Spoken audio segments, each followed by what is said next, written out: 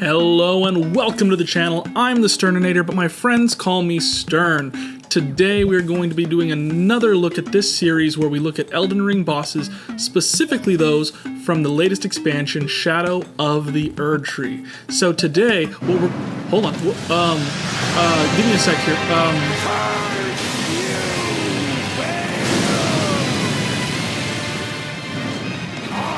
That is right. Today we are finally looking at one of the most highly anticipated enemies drawing today. Ever since I started doing this series, I've had comment after comment asking, when are you going to do Bayle? So today we are finally hopping into Bayle the Dread, and Smaugust is a great excuse to do so. Smaugust is a challenge put out to artists to do a dragon per day for the month of August. There are various prompt lists that float around. I'll be following the one put out by Subjectively Jack, so keep an eye on our community on YouTube, Twitter, all the different social medias to be able to find out how that's going and get some updates. But for today, we're going to hop into a very different type of dragon. So starting with Bayle. Like I said, this was a highly anticipated enemy for me to draw, and I've been super excited about it. I've watched a ton of videos just making sure that I have the background lore and all the details that I would need to make this dragon feel draconic.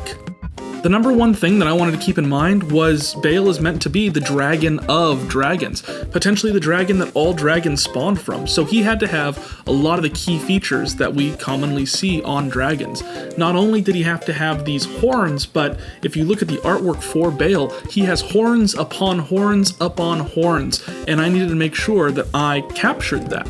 So that was the first place that I wanted to start. I wanted to start by getting the head perfect, and Bayle also has this stance, this pose. If you're not aware of the lore, first off, why are you here? Second off, he actually had his arms torn off in a fight, as well as his wings. So he's in this crouched stance, almost as if he's meant to be leaning on some front limbs, but they just aren't there.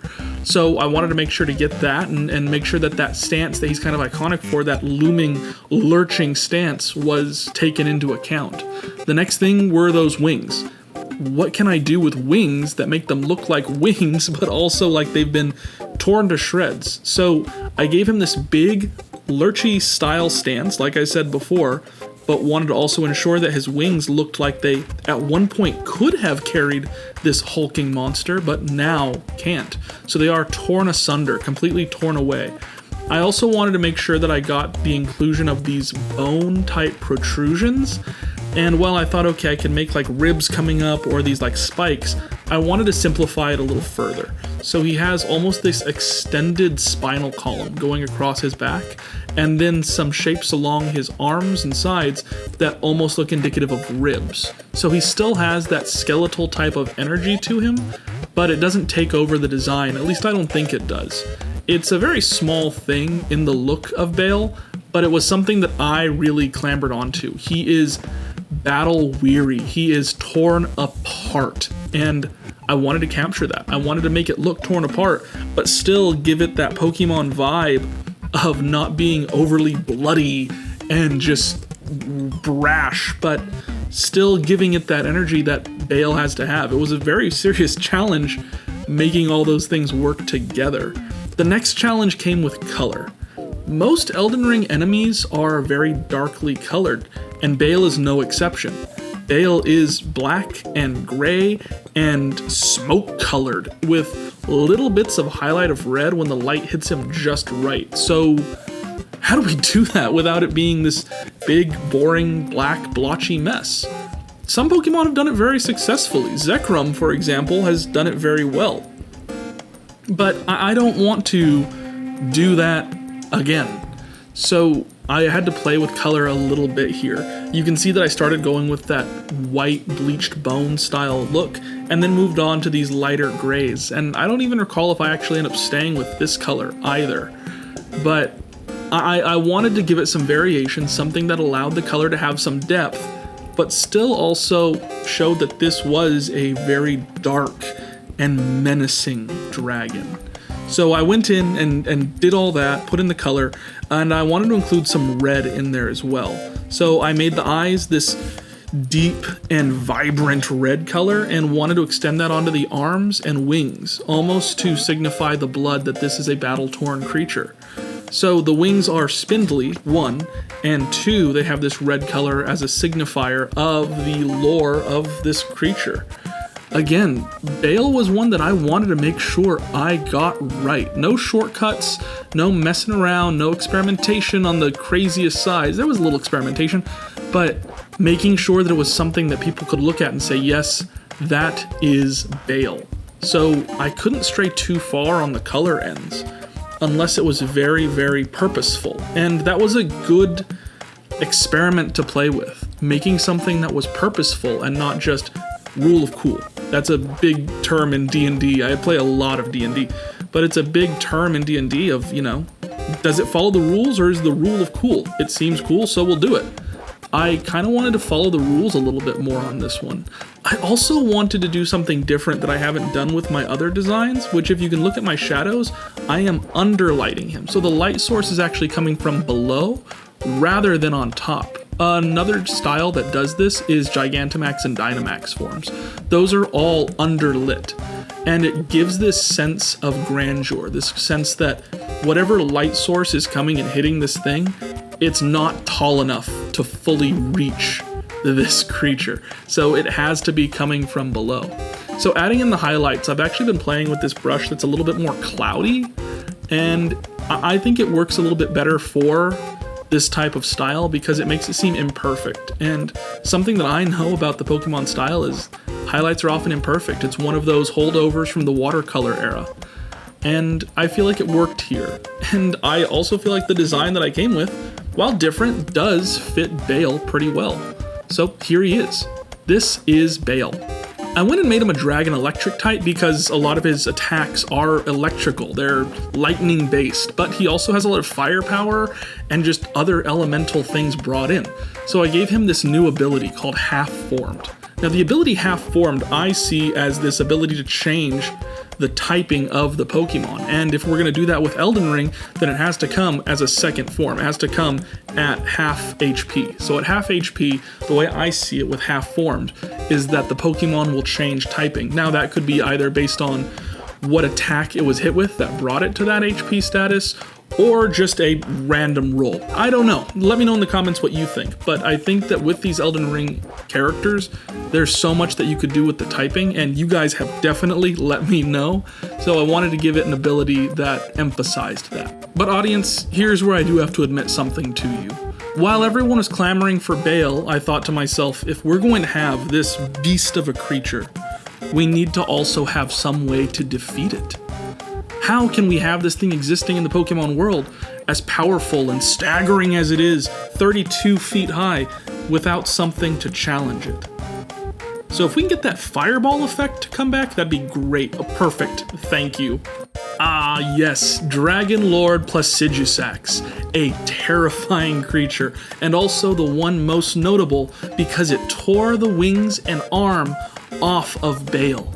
So if we're going to have something like Bayle wandering around in this world, we must have something to challenge it. Now, Placidusax didn't get off scot-free in its initial battle with Bayle. It lost a little bit too. Whereas Bayle lost its wings and arms, Placidusax lost several of its heads. So I need to take that into account. But the first thing to take into account is the heads that remain. There are 2 heads on Placidusax that I wanted to make sure that I incorporated. It has this spiky head type design and just feels very energetic. I don't know what it is about it. It feels like your classical medieval dragon. And I need to find a way to incorporate that without treading water on other designs that we've already seen that mimic the same type of motif. So I have the 2 heads there, and if you look actually in the sketch, you can already see the motifs and design elements that I used to design the necks of the other dragons. I incorporated into almost this rolled back head in the middle that separates them. I wanted to give the idea that this head was missing without having a decapitated Pokemon, if that makes any sense at all. So I brought in that motif so you can see it does have a missing head just in the design elements without having to, again, much like Bayle, be overly bloodied.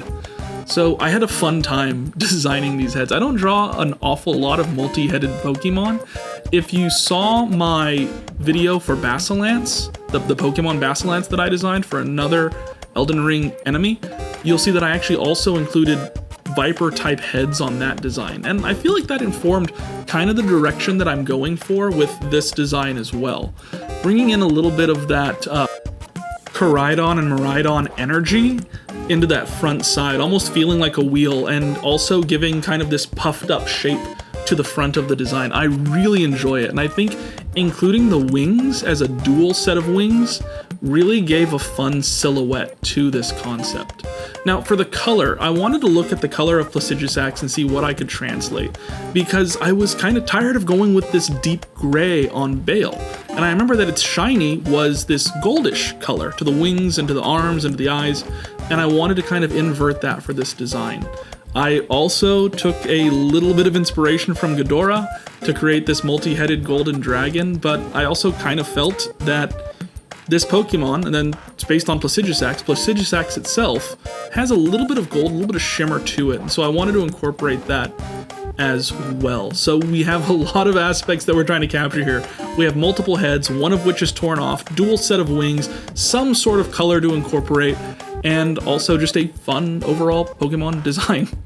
That's a lot. That's quite a bit. And I feel like we did a great job here. It was a lot of fun drawing this guy, and I honestly found it being really enjoyable drawing multiple heads to Pokemon. Maybe I'll do more Pokemon that have multiple heads. I don't know, maybe a Hydra, something to go along with the Zweilous line. So, Hydragen line, I should say. I don't know, maybe a regional Hydragen might be fun. The more that I look at this and the more that I think about how much fun it was giving two personalities to one Pokemon, the more I'm like, that might be fun. Hitting a Hydragen, doing something fun with that. Not one of my favorite Pokemon, but definitely something that could use some upping. I also thought a little bit about Druddigon when doing this design. Just kind of those harsh shapes, those sharpened points, and kind of the shape of the face really reminded me of that Pokemon, and that's another Pokemon that I don't have a lot of love for, but maybe I might touch up on it in the future. I don't know, let me know what you think. Are there Pokemon that you don't like or have issues with that you'd like to see fixed? I think that'd be a fun little exercise. But for the moment, we have this. We have Placidusax, and you may notice that I actually didn't change the names of these Pokemon. I felt there wasn't a lot that I could do. The names already are so fantastical and fun that I decided to keep them. This one as well is Dragon Electric type, and you'll see that its shiny is an inverse of what we had with Bayle. Whereas Bayle was mostly gray with some highlight of color, this one is very colorful with a shiny that's gray. I gave it Electric Dragon type as well as that same half-formed ability. I feel like it really fits just the overall vibe of being in an Elden Ring game, having to adapt on the fly, getting your opponent down to where you think they should be defeated, and having to change the strategy altogether. Let me know what you think. Is that a fun ability, or am I way overshooting what I think we can do with these designs? I'd love to hear your take on it in the comments. And as we move into Smaugust, we see a lot more dragon concepts coming out. I've already filmed a couple that are going to be rolling out. I'll be doing multiple in a single video. Just that way I'm not doing a video a day and pulling my hair out. But you can find me on all the different social medias to keep up with what's going on. Our Discord has been kind of blowing up, and I'm super happy about it. So join us on the Discord, check us out on Patreon. You can buy designs on Ko-fi. I'm throwing it back and forth whether I want to put these ones on Ko-fi or not, since they are based on a different franchise. I don't know. But either way, I love talking to you guys, getting to hang out, getting to chit chat, whether that be on the Discord or any other social media. A brand new thing is you can now become a member of the channel on YouTube. That'll get you all sorts of exclusive perks, such as videos 2 hours sooner, a new role on the Discord. You'll be able to level up in the chat as well as get priority chats. So you'll be able to actually get your questions answered sooner. And it sounds like you know where to find me. So, bye.